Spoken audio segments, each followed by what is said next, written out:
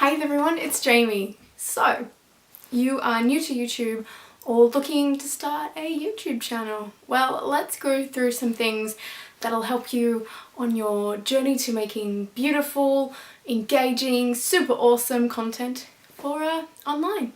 One of the things that I find personally super important when starting a YouTube channel is to make sure that whatever content you're making, if you're filming it, that it is super clear and understandable and in relatively high definition if possible. Now this doesn't mean go out and buy a $5,000 camera and lighting setup and all this kind of jazz. If you are able to do that, that is great, but it is not a necessity. So one of the most important things you can do in starting your YouTube channel is to find your niche.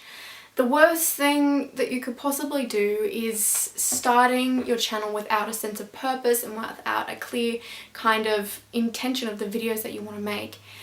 When you're trying to gain subscribers or trying to find your audience, you want to provide them with something that they have kind of consistency to, so they know what to expect from your channel. So take for example if you had a skateboarding channel, which I don't, but if you did, yeah, so you want to start a skateboarding channel.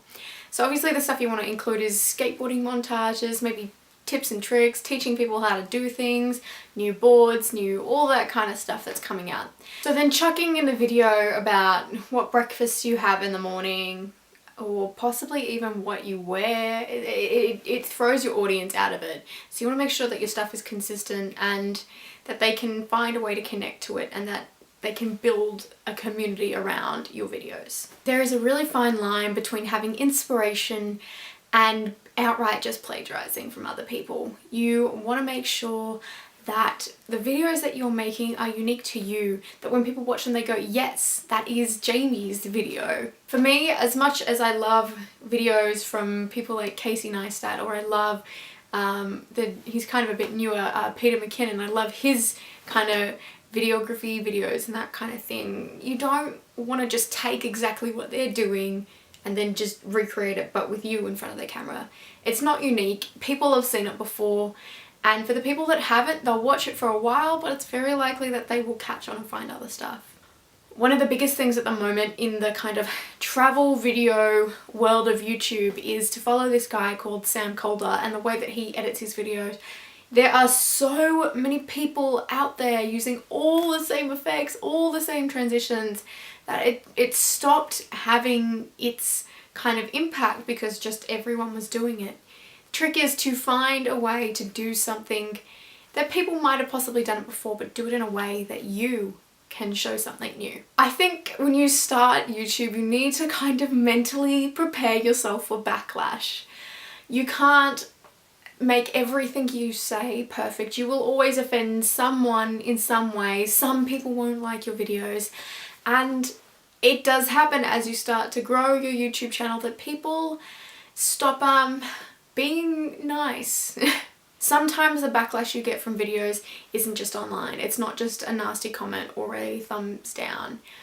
If your YouTube does get found by people that you know in real life, it can either be a really cool thing or a really awkward experience. Be prepped that not everyone is going to think what you make is cool or fun or unique.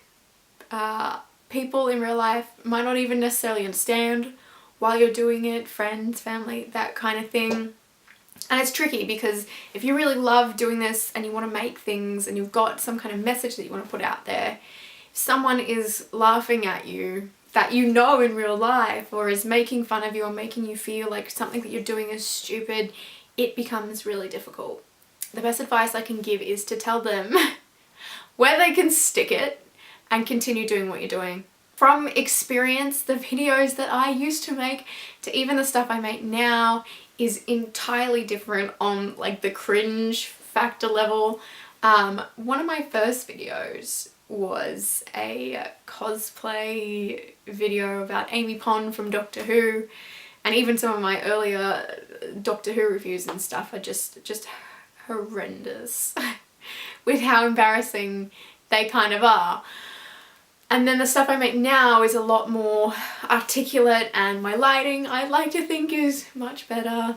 And just generally, I feel a lot more confident in what I'm doing and don't care as much about what other people think, because I'm having fun doing this, and it is a way for me to continuously practice my editing skills, my videography skills, and even somewhat my talking skills, so that can never be a bad thing. Tying things all kind of together, you need to be able to self-review. If you have a team that you're working on, trying to build this channel, it's kind of a little bit easier because you can all throw an input, but when it's just you doing the camera, the editing, the graphics, the social media promotion, all that kind of stuff, you need to be able to take a step back from it and look at it subjectively.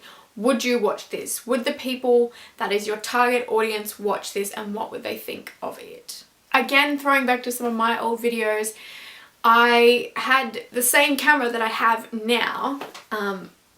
This is a kind of video that I used to shoot on my $800 camera. And then this is the kind of stuff that I can shoot now. It is really important to keep practicing at whatever you want to do, whether you're gaming, whether you are a beauty channel, whether you're a lifestyle, travel, tutorial kind of based thing, tech review, anything. Just keep practicing, keep self-analyzing, and I think the trick is to be hard on yourself. While you might not be able to attain perfection, you are going to keep growing the more content that you make and you put it out and the more ideas you churn out. Try and keep things consistent, try and communicate with your audience as clearly as possible, and you should be on the path to success, ideally. So you can find some of the people that I've spoken about in this video. Their channels are going to be linked down below.